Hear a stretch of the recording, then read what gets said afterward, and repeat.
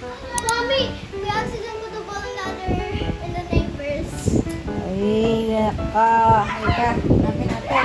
Ay, buhatin niyo yan si Tabanunay. Kunin natin yung bola. Ay, nako talaga. Psst. Kunin yan. Kaya na. Ano? Ay, nako yung e-bike ko. Ang dami. Stop to. Saan natin yung gate? Stop it, toy. Bola niyo. Ayun. Under the motor.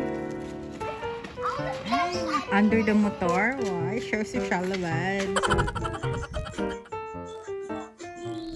Good morning! Hello! Kamusta kayong lahat? Gusto ko lang mag-thank you nga pala sa mga nanood ng mga previous vlogs natin. For today's video ay kailangan na nating harapin ang mga ipinagpaliban nating mga gawain dito sa aming bahay. Lately kasi marami kaming mga napapag-iwanang mga gawaing bahay dahil na rin sa dami ng mga pinagkakaabalahan at mga ginagawa namin. Recently, nauntog si Tanta ng malakas. Kinailangan namin siyang ipatingin. So, parang nag-x-ray siya sa skull niya. And thank God, okay naman yung naging result noon. Recently din, hindi ko alam kung dahil sa sobrang init ng panahon, kakaroon ako ng mga chest pain. Nagpa-x-ray ako kasi pinacheck ko baka may ubo. At nakita dun sa x-ray ko is merong enlargement of the heart. So, medyo na-alarm kami na gano'n. Kasi parang twice na nangyari na merong nakitang enlargement of the heart sa mga results ko. So, nagpa-ECG kami and later on, in-advise na rin ng doctor na magpa-2D echo ako para lang to make sure na everything is good, my heart is good. And thank God again, okay naman yung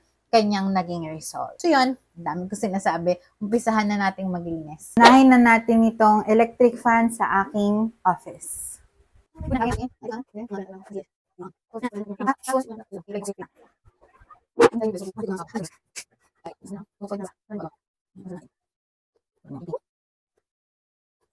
Hindi talaga kinaya ng powers ko na tanggalin itong circle dyan. So, pinunasan ko na lang siya.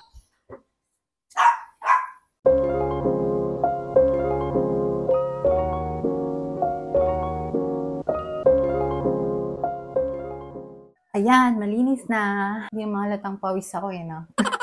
Sobrang init. So, ikabit na natin ito doon. So, i-hook mo yung ulit yung sa taas. Kabit ng ayos. Yan. Tapos, yan natin sa whew, so fresh. Ang init talaga. Nagbago na pala isip ko. Next week na lang ang iba. Charot. So, ayun naman yung electric pan naman na yun.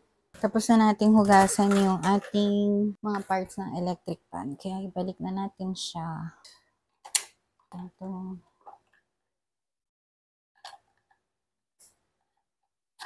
Saksak na ulit natin.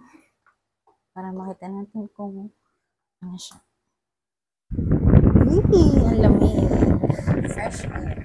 Diba, Mojo? Fresh air na ba, Mojo? Fresh air!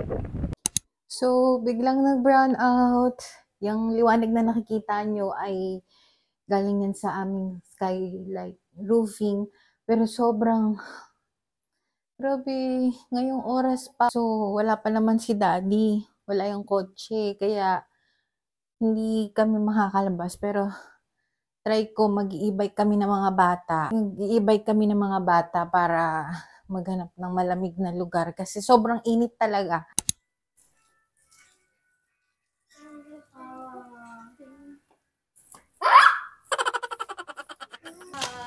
Okay. You're gonna cross.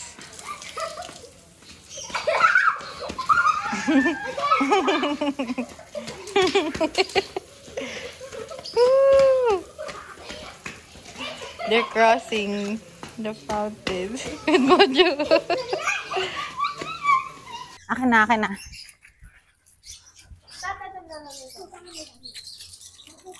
Ay, ayun na natin Shopee. Kunin mo nga Shopee. Hala. Huli taba! Huli taba! Huli taba! Huli taba! Huli taba!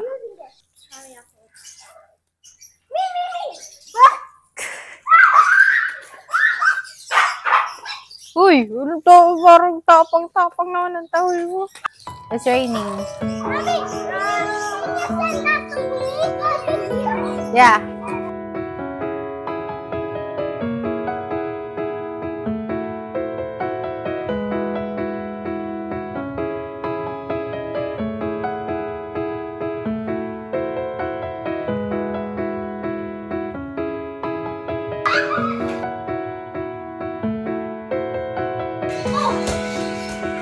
Lalaro sila ng volleyball. We were just kids when we fell. Bakit ba niyo ikaw siya? None of it was. None of it.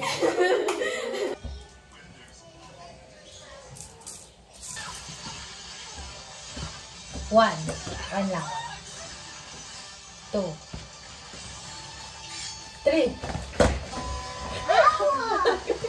Yan, nanonood sila. Si ate nagpapaypay. Ako naman, lang magawa, nagbibilang ng mga coins. So, nakaipon ako ng 295. Tapos may mga coins dito na hindi naman na masyadong ginagamit.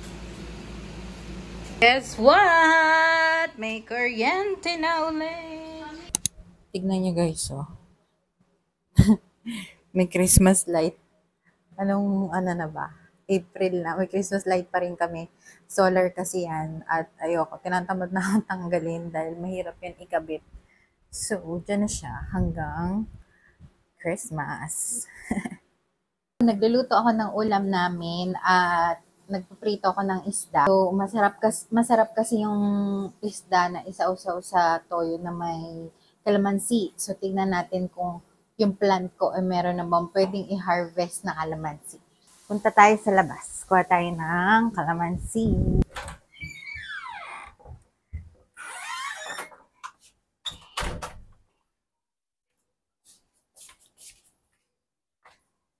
Maliit pa tong calamansi plant ko. So, baka wala pa.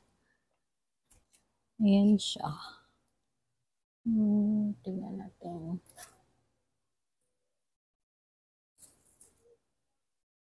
May nakita na kasi ako dito mga maliliit. Ayun. Sobrang liit pa. Parang may mga napigtas na calamansi. Napigtas ba yan? Mukhang namain ng iba yung calamansi ko Pero, di bali na. Tutubo naman yun ng mas marami sa susunod. Lagyan ko kaya ng gate. Kaya ng password. See, di ba that's us? That's, Is that all the houses? Korean embassy. Bro, how can we cross now? this is the ang laki niya na ngayon.